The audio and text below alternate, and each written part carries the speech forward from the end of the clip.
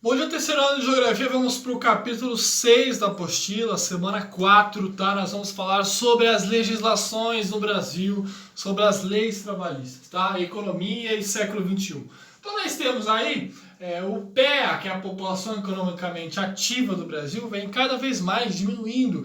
Isso é consequência do neoliberalismo, das novas políticas econômicas do mercado internacional. Como assim? O desemprego vem aumentando em grande parte dos países subdesenvolvidos e emergentes. Por quê? Esses países não detêm as tecnologias de produção, não têm a educação adequada, a educação tecnológica para formar os profissionais que atuam nas áreas dos produtos industrializados, né? A produção de matéria-prima, a extração de matéria-prima cada vez menos tem absorvido a mão de obra mundial, né? Porque tem mais tecnologia, as fábricas ou as máquinas realizam o trabalho que antes era feito pelos trabalhadores. Por exemplo, antes você precisava 200 caras para tirar o algodão, agora uma máquina faz o trabalho, né? Então isso vai gerando desemprego. Nós temos o desemprego estrutural e conjuntural.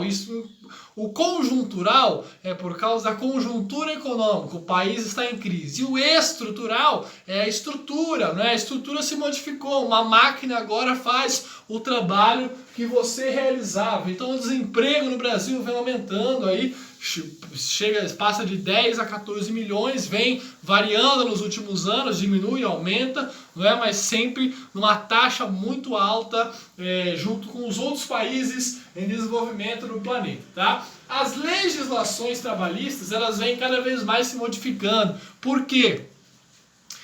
Com o fim da União Soviética, o neoliberalismo impôs uma nova política econômica, onde o país ele tem que ser vantajoso. Vantajoso para quem? Para os caras que têm dinheiro investir, né? Então, o trabalhador perdendo direitos ou modificando direitos, e a justificativa ideológica disso é que você pagando menos ou dando menos benefícios sociais para esse trabalhador, você vai contratar mais pessoas. Por exemplo, nos Estados Unidos as pessoas não trabalham 8 horas por dia, igual a legislação brasileira. As pessoas podem trabalhar em turnos de 4 horas, né? E isso, né, na ideologia neoliberal, fala que vai contratar mais pessoas, né? Contratar 3 pessoas em 3 turnos de 4 horas, em vez de uma pessoa com o turno de 8 horas, mais um horário de almoço. Então as legislações, a flexibilização das leis trabalhistas é algo presente. A nossa legislação trabalhista foi feita lá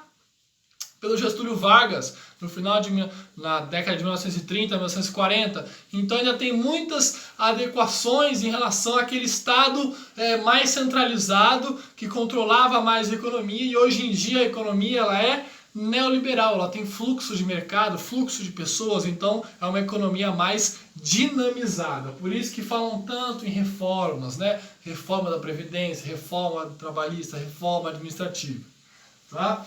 Nós temos aí o trabalho informal cada vez mais ganhando força. A partir do momento que o mercado de trabalho não consegue absorver tantas pessoas, o mercado começa a ficar informal, informalidade. Uber, flanelinha, vendedor ambulante, vendedor de pequenas lojas, né?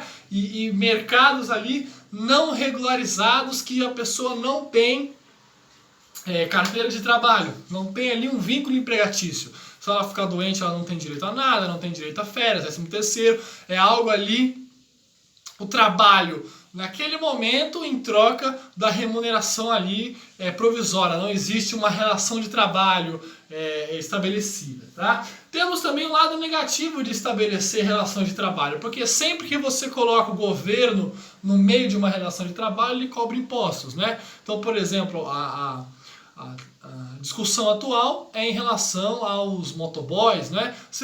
Que o motoboy ganha pouco, trabalha muito e se arrisca.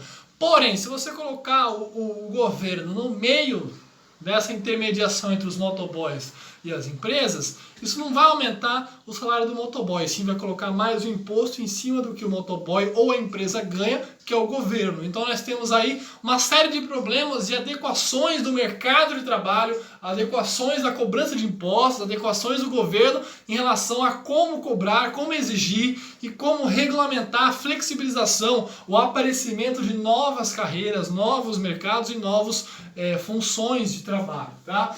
Nós temos aí a terceirização, que é uma prática também atual. Em vez de você pagar um funcionário, você paga uma empresa que tem os funcionários.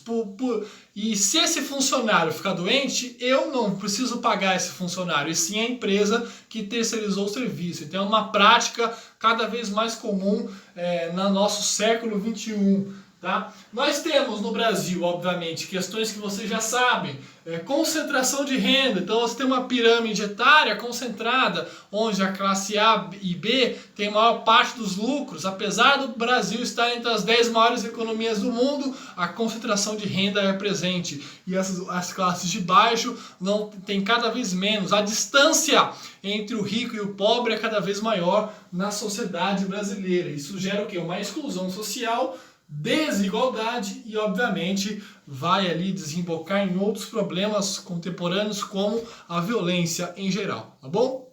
Tchau.